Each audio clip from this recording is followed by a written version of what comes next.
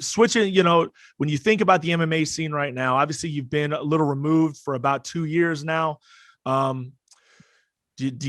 Is it still so soon that you're not really getting the itch at all, or do you see certain things and you're like, damn, I mean, I could smash that dude, or you see like ways that you could beat a guy and you're like, damn, if I got the right payday, I could go back and do this, No, man, it's wrapped. Is the door closed? Is it shut? Is it locked? I haven't even watched a fight in like those years, unless I'm at a friend's house and he has them on, or someone might have them on. Because you lived it, right? Yeah. I lived, breathed it. I know it so well. Yeah. I feel like I know it so well. Like I don't need to like see it. But it's weird. It's like when I do see it, then it's like, okay, then I'm like, doing all that work and stuff in my head. But no, man, I haven't watched any fights. I've been hanging out with my kids. Do it. Like I feel you. Yeah, that's it, dude. Like I hang out with my kids.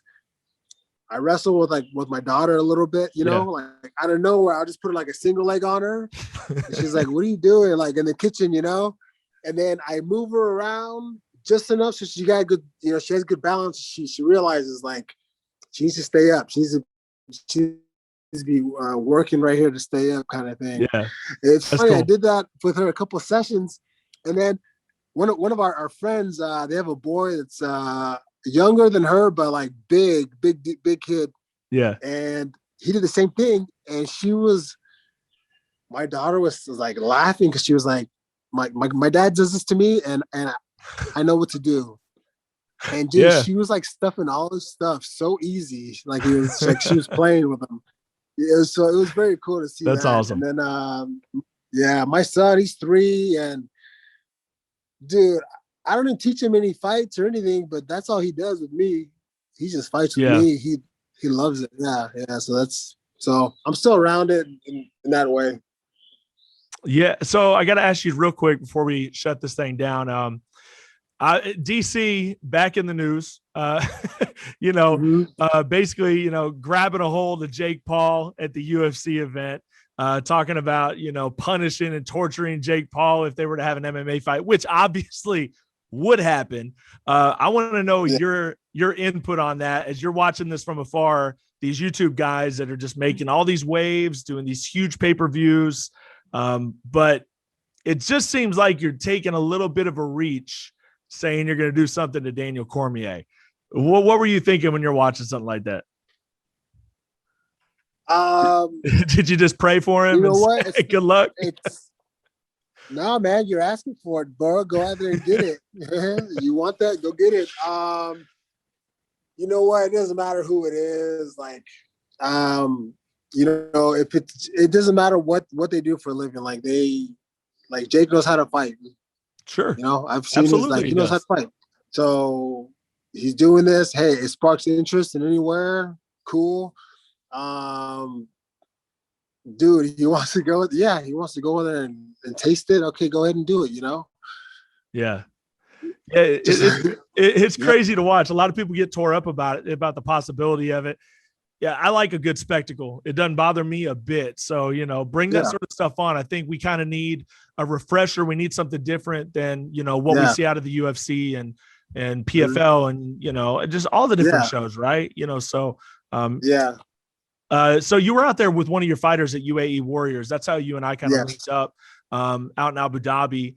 And, coaching that aspect, is that something that you could see yourself doing as well? Is it maybe just coaching your kids, or is it going to be, maybe coaching fighters now? Like, is that something you want to do? No, not that way. But I think I always coach in some way, but not. I don't want not as a head coach or that sort of thing. It's too much. Yeah, that's too much time. It's a lot of development, for certain people, and I love it. I do, but it's it's too much time, Like, not that there's too much time. It's just it's different, man. It's like a fighter has their own mentality and their own vision of how they should be, and the coach has their vision as well, but also sees things on the outside.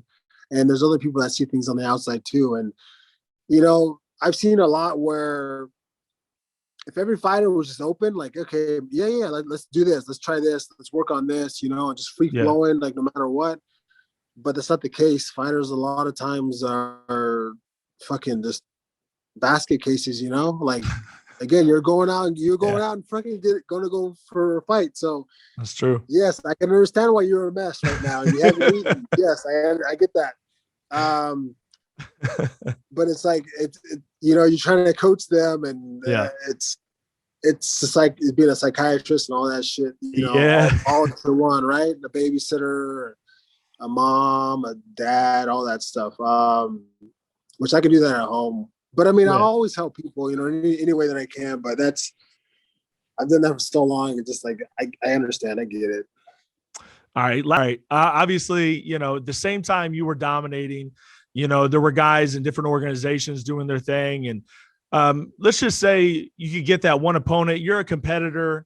There had to be somebody out there you would have loved to test yourself against. You know, is it, you know, a Fedor or something like that? Is it a John Jones, you know, him coming up to heavyweight? Is there a fight that kind of sat out there or that you've thought about even, you know, since you've been retired that you would have liked to had that you never got a chance to have?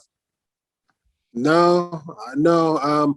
I was never about like picking an opponent or anything. It was just Yeah. it didn't matter to me, you know. I feel like the guys that I fought were, you know, the best guys in that moment. I'm happy with what I did. But I guess the most joy, the most, you know, things that I got out of all this is the training, you know, the training sessions, the training, the learning, the learning of the body, but also the mentality, and you know, and all together learn how to work with certain people, you Yeah. know, learn how to be a teammate, how to be selfless, you know, just I was never a big I was never a big team captain, you know, Yeah. as far as speaking out or anything else like that. So it was more of I would try to show you, you know, I would try to bust my ass and just try to go hard, you know, and Yeah. hopefully that motivates some people. No doubt. Well, Cain, thank you so much, man. I appreciate the time. This was awesome. And, yeah, there's more things we could go into, but maybe we'll do a part two sometime. You know, be safe out there, my friend, and we'll talk soon. Thank you. You as well. Thank you very much. There he is, guys. Cain Velasquez right here on In This Corner. What an awesome interview, man. Great catching up with Cain and getting into all these topics, man. Just a real genuine dude. You can find us on all your social media platforms at In This Corner MMA. And we'll see you next time. This is Cyrus Fees. We'll see you next time on In This Corner.